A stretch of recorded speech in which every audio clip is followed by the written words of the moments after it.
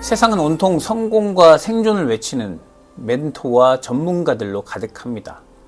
유튜브나 TV 속에서 저마다 이렇게 하라 저렇게 하라고 말하곤 합니다.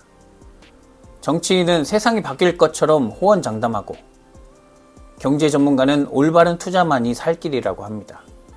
그런데 이상한 건 이렇게 많은 사람이 다양한 생존의 방법을 가르치는데도 우리 삶은 더 혼란스럽고 불안하다는 것입니다.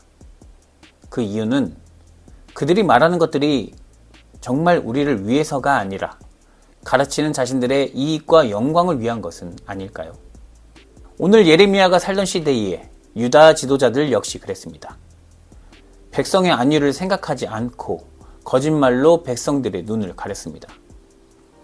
나라가 망하기 직전임에도 하나님이 지켜주신다며 거짓된 평안을 외쳤습니다. 오늘 본문을 통해 멸망 속에서 우리가 붙들어야 할 참된 목자의 가르침이 무엇인지 다시 확인해 봅시다. 하나님은 본문 1절에서 유다의 지도자들에게 엄중히 경고하십니다.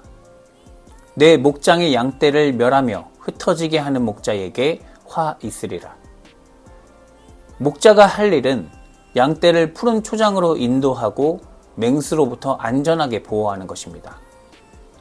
목자가 양의 생명을 귀하게 여긴다면 마땅히 자신의 목숨까지도 바쳐야 합니다. 그러나 당시 지도자들은 그 사명을 완전히 잊었습니다. 2절에서 그들은 양떼를 돌보는 것이 아니라 양떼를 흩으며 몰아내고 돌보지 않았다라고 고발합니다. 같은 시대를 살았던 에스겔 선지자는 이들의 모습을 연약한 자를 강하게 안위하며 병든 자를 고치지 않고 다만 포악으로 다스린 탐욕 가득한 도둑과 같다고 지적합니다. 그들은 백성을 이용해 자기 배만 불렸고 권력을 자기 욕망을 채우는 도구로 사용했습니다. 그 결과 양떼인 백성들은 상처 입고 뿔뿔이 흩어졌습니다. 이것이 나라가 망해가던 시절 유다의 처참한 풍경입니다. 이런 비극은 오늘 우리 시대에도 여전히 반복되고 있습니다. 사회 지도자들은 대중을 본질로부터 멀어지게 하려고 혐오할 대상을 찾습니다. 최근 2030 세대의 반중 감정이 위험 수위를 넘는다는 기사처럼 우리 청년들이 느끼는 불공정에 대한 분노와 삶의 불안은 가장 손쉬운 대상을 향한 미움으로 변질됩니다. 문제는 우리 사회의 리더들입니다. 참된 지도자라면 갈등을 중재하고 구조적인 문제를 해결해야 하지만 어떤 정치인들은 이들의 혐오 감정을 이용해 저들 때문에 우리가 힘든 것이라고 명시하며 자기 지지율을 높이려 합니다. 건강보험 무임승차론 같은 자극적인 말을 쏟아내며 표를 얻으려 합니다.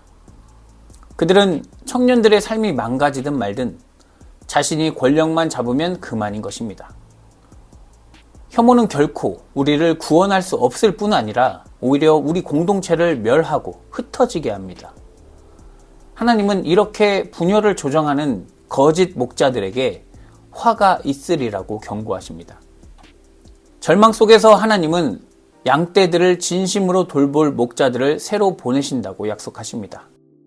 이스라엘 역사 속에서 예레미야와 같은 참된 예언자들은 인기에 영합하지 않고 아프더라도 하나님의 진리와 공의를 외치며 핍박을 견디고 양떼를 인도했습니다. 그들은 자신의 안위보다 하나님의 양떼가 바른 길로 가는 것을 더 중요하게 여겼습니다. 그러나 예언자만으로는 부족했습니다. 그들이 떠난 후 백성들은 반복해서 하나님을 배반하고 우상을 섬겼습니다. 그래서 하나님은 5절에서 궁극적인 해결책을 제시하십니다. 여호와의 말씀이니라. 보라, 때가 이르리니 내가 다윗에게 한 의로운 가지를 일으킬 것이라. 이 약속대로 오신 분이 바로 예수 그리스도입니다. 5절 하반절 말씀처럼 그분은 세상에서 정의와 공의를 행하셨는데 이는 사람들이 기대한 세속적인 정의가 아니었습니다. 예수님은 죄인이라고 여겨지던 세리와 죄인들을 죄 없다고 선포하시고 거룩하다고 여겨지던 율법 지도자들의 위선적인 태도를 비판하셨습니다.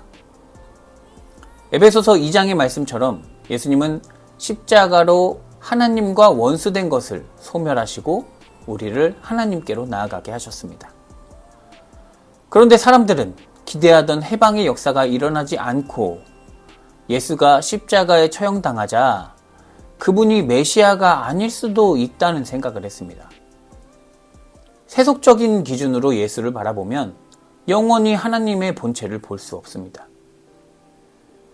누가복음 23장에 나오는 두 강도의 모습은 우리가 예수를 바라보는 시선을 극명하게 보여줍니다. 십자가에 달린 한 강도는 내가 그리스도가 아니냐, 너와 우리를 구원하라고 조롱했습니다. 그에게 구원은 십자가에 못 박힌 자신을 살려주는 능력이었습니다. 그렇기에 그에게 예수는 아무런 능력 없는 패배자로 보일 뿐입니다. 하지만 다른 한 강도는 달랐습니다.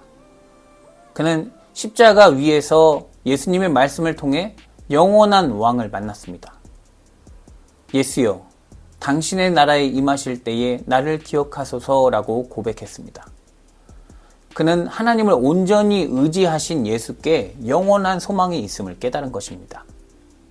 사도 바울은 이 경험을 그가 우리를 흑암의 권세에서 건져내사 그의 사랑의 아들의 나라로 옮기셨다고 고백합니다. 하나님을 세속적인 관점에서 하나님의 관점으로 온전히 볼 수 있게 되었다는 뜻입니다. 세상은 여전히 우리를 흩어지게 하고 거짓 목자들은 분노와 혐오를 부추깁니다. 그러나 참된 목자들은 예수 안에서 참된 하나님을 선포합니다. 사랑하는 성도 여러분, 이제 우리는 곧 대림절을 맞이합니다.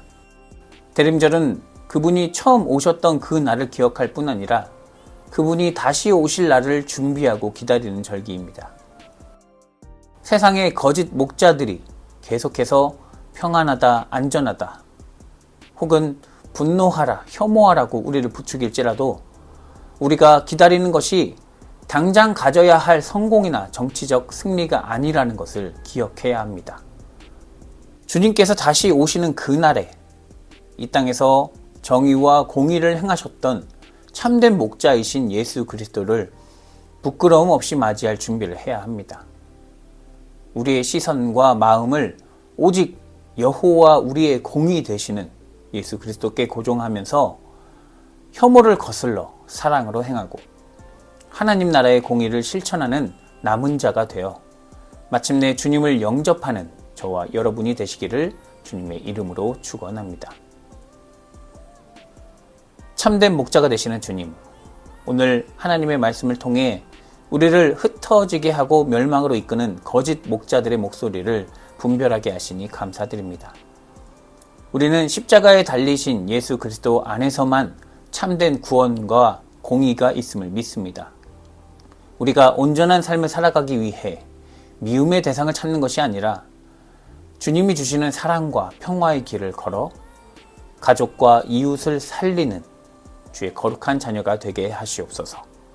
예수 그리스도의 이름으로 기도드립니다. 아멘.